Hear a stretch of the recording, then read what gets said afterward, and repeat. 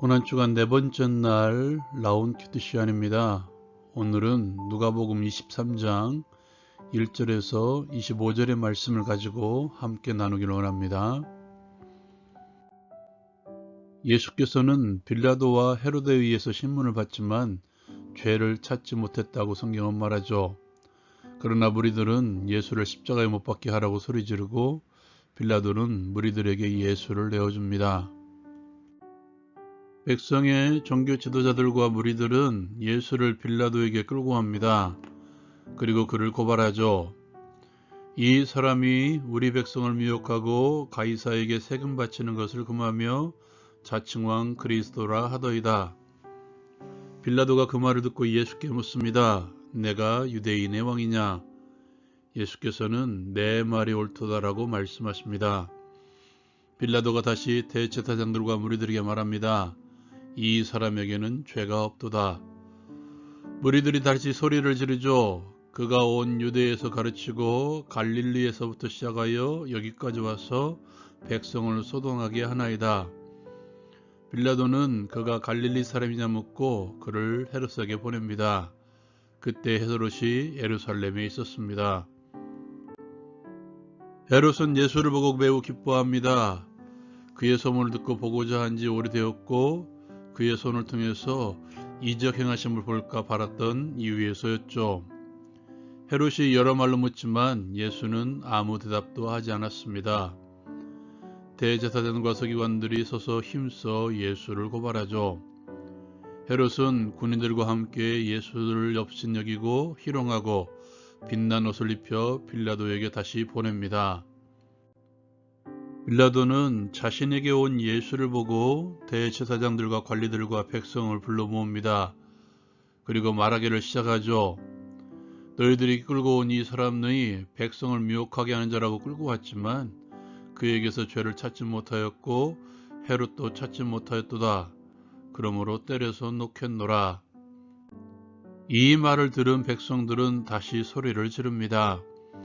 이 사람을 없이하고 바라바를 놓아주소서. 바라바는 밀란과 살인으로 말미암아 옥에 갇힌 자였죠. 빌라도의 만류에도 무리들은 예수를 십자가에 못 박게 하라고 소리를 지릅니다. 빌라도가 세 번째 예수를 놓겠노라고 말했지만 무리들은 더욱 큰 소리로 재촉해서 십자가에 못 박기를 구하죠. 이에 빌라도는 그들이 구하는 대로 언도하고 바라바를 놓아주고 예수를 그의 뜻대로 하게 합니다.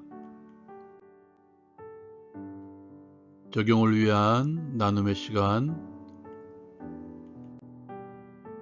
먼저 침묵하시는 예수님에 대해서 함께 나누기를 원합니다.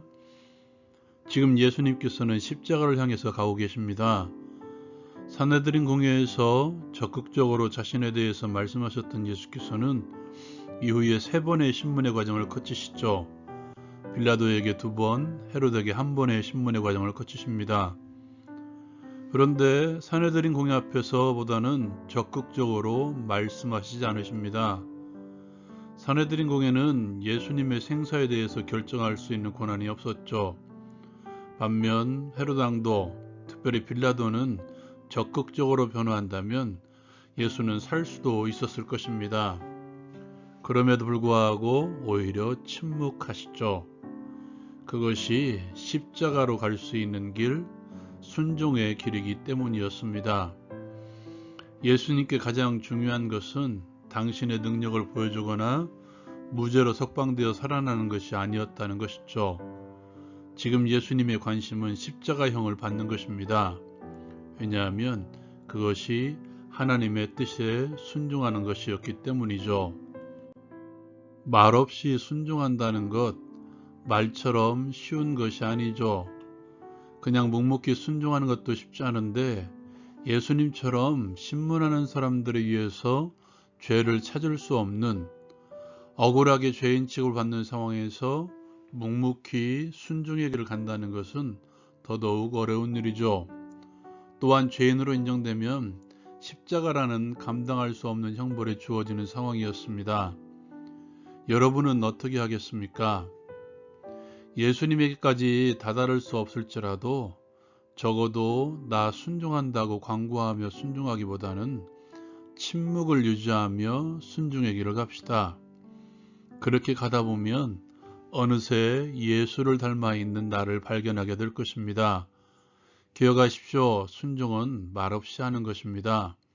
억울해도 힘이 들어도 하나님께만 하소연하고 그저 묵묵히 그 순종의 길을 갑시다. 두 번째로 나눌 것은 예수를 신문하는 사람들에 대해서 함께 나누기를 원합니다. 먼저 산헤드린 공회입니다. 산헤드린 공회의 구성원들은 제사장 계급을 중심으로 하는 사두개인들, 그리고 우리가 잘 알고 있는 바리새인들이죠. 서로 섞이지 않는 그들이 예수를 죽이고자 하는 일에 하나가 되어서 지금 신문장 앞에서 모함하고 있습니다. 그들이 그렇게 하나가 된 궁극적인 이유는 바로 자신들 때문이죠. 자신들의 이치, 자신들의 이익을 위협하는 예수라는 존재로 인해서 그들은 서로 하나가 되어서 예수를 고발합니다. 여러분, 예수께서 성전에서 가르치실 때에는 헤롯당원과 열심당원이 정치적으로 적대관계에 있는 그들이 함께 찾아오기도 했습니다. 예수라는 공통의 적을 감당하기 위해서 하나가 된 그들, 목적은 옳은 일이 아니라 자신들의 욕심이라고 말씀드리고 싶습니다. 빌라도는 어떻습니까? 우리가 예배 때 하는 신앙 고백인 사도신경에 정확하게 빌라도의 이름이 들어가 있죠. 본디오 빌라도에게 고난을 받으사. 우리는 늘 이렇게 신앙 고백을 하죠. 왜 그의 이름이 들어갔을까요? 물론 예수님을 죽이려고 한 이들은 유대인들, 그리고 그들의 종교 지도자들이었습니다. 그러나 빌라도는 그들의 요구를 물리칠 수도 있었습니다. 그리고 그러한 고난도 가지고 있었죠.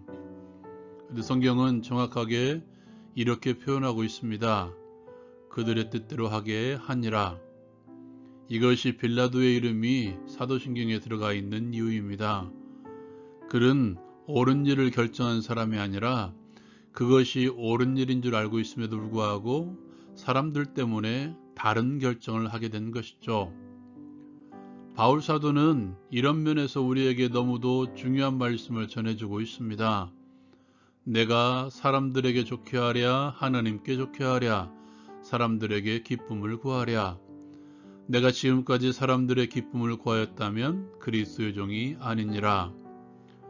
하나님을 좋게 하고 하나님을 기쁘시게 하는 것, 이것이 우리의 선택에 유효됩니다.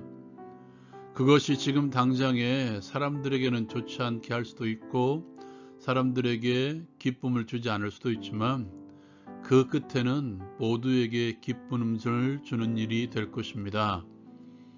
예수님을 보십시오. 당장에 그들에게 기쁜 일은 예루살렘에서 이스라엘의 독립을 선언하고 신적인 능력으로 로마를 물리치는 것이었을 것입니다. 그러면 사람들이 기뻐했겠죠. 그러나 그들에게 영원한 기쁨을 주기 위한 하나님의 뜻에 순종함으로써 모든 믿는 자에게 영생의 길, 하나님의 길을 열어놓으셨습니다. 기억하십시오. 나의 이익도 아닙니다. 나의 위치, 나의 높아짐도 아닙니다. 사람들을 좋게 하는 것도 아닙니다. 우리의 제일된 목적, 근거는 하나님을 기쁘시게 하는 것입니다. 오늘도 하나님을 기쁘시게 할 것이 무엇인지 함께 시험하여 입증합시다. 적용을 위한 기도의 시간. 나를 기쁘게 하는 것보다, 사람들을 기쁘게 하는 것보다 하나님을 기쁘시게 하는 것이 먼저가 되게 없어서 그것이 나를 억울함으로 몰고 가도 묵묵히 순종하게 하옵소서. 예수님의 이름으로 기도합니다. 아멘. 묵묵히 십자가 순종의 길을 가신 예수, 감사함으로 오늘도 깊이 생각해 봅시다. 라운드 큐티 마치겠습니다.